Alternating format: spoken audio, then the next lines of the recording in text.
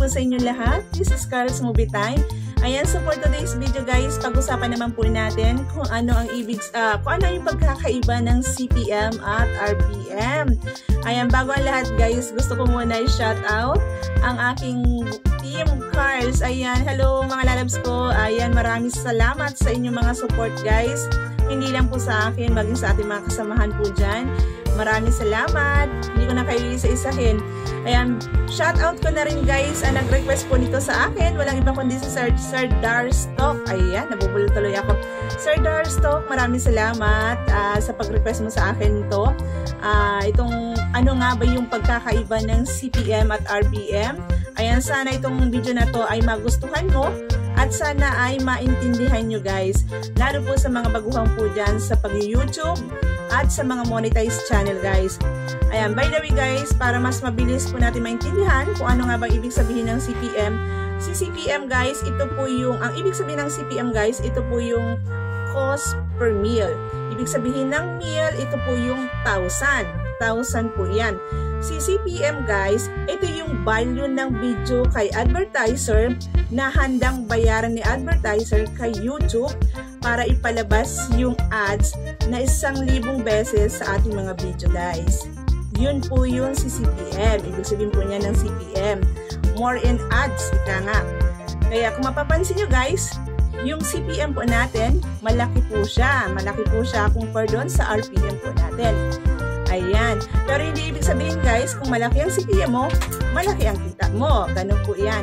Si RPM naman guys, ibig sabihin ni RPM, ito naman po yung revenue per meal. Ayan. Revenue per meal or rate per meal. Ayan.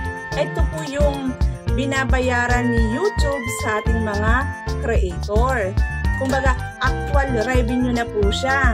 Ibig sabihin po niyan, kaltas na yung ginaltasan na ni Lolo yung ano na niya, commission niya.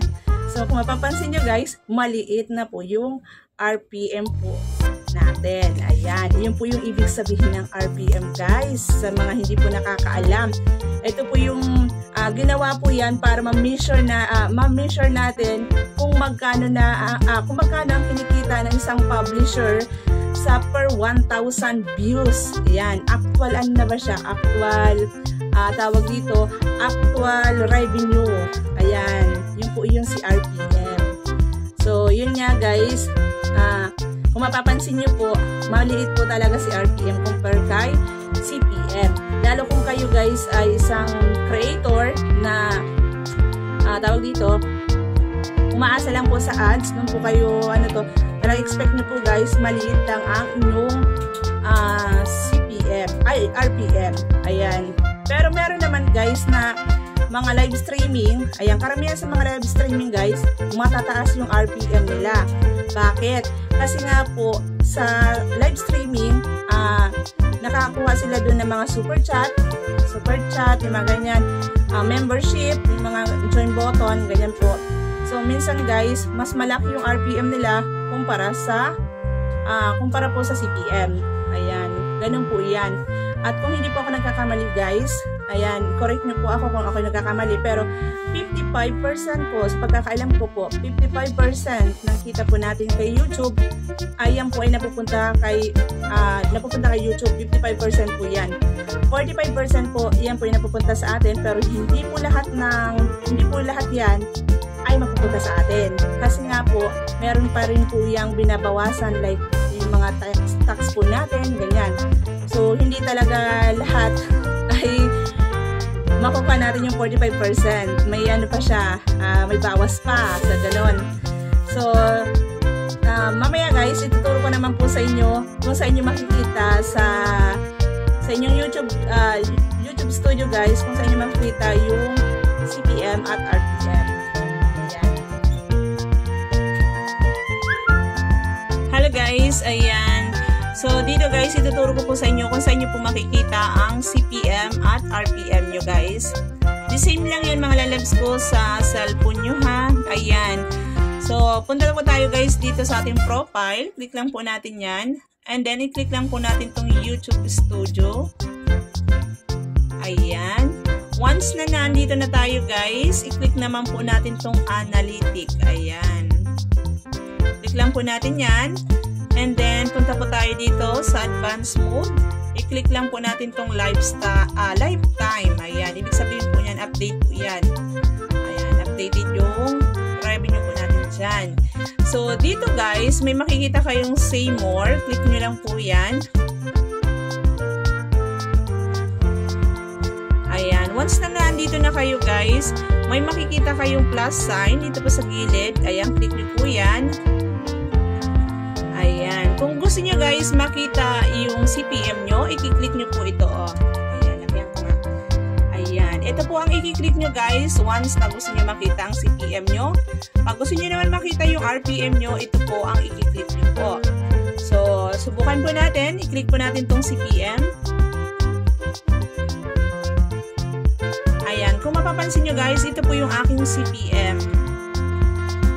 So, maliit lang siya guys. Hindi siya malaki.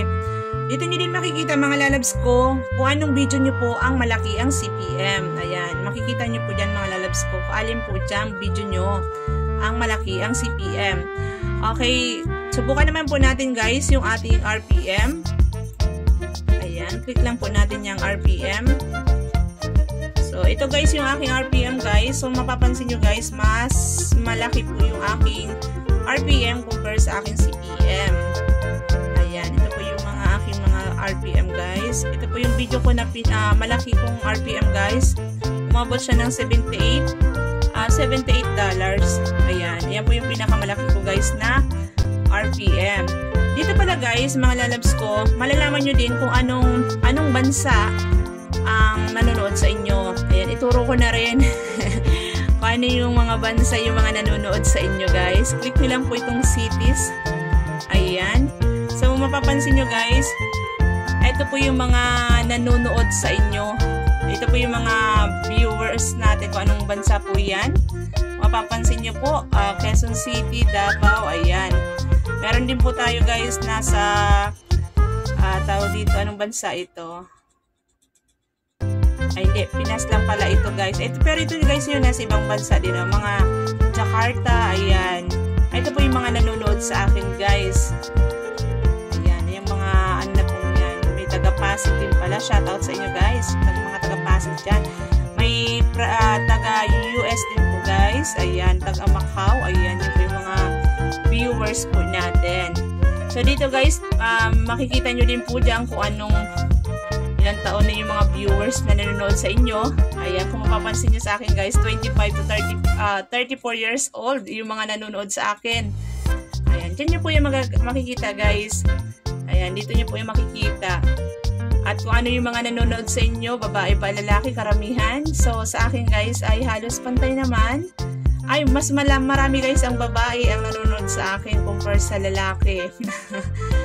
So, yun guys. Dito nyo din makikita guys kung saan galing yung subscription. Ayan. Yung mga source nyo. Ayan. Saan galing ba yan? Dito nyo yung guys makikita. Oh. Ayan. So, yun lang guys. Yun na muna po ang ituturo ko sa ngayon.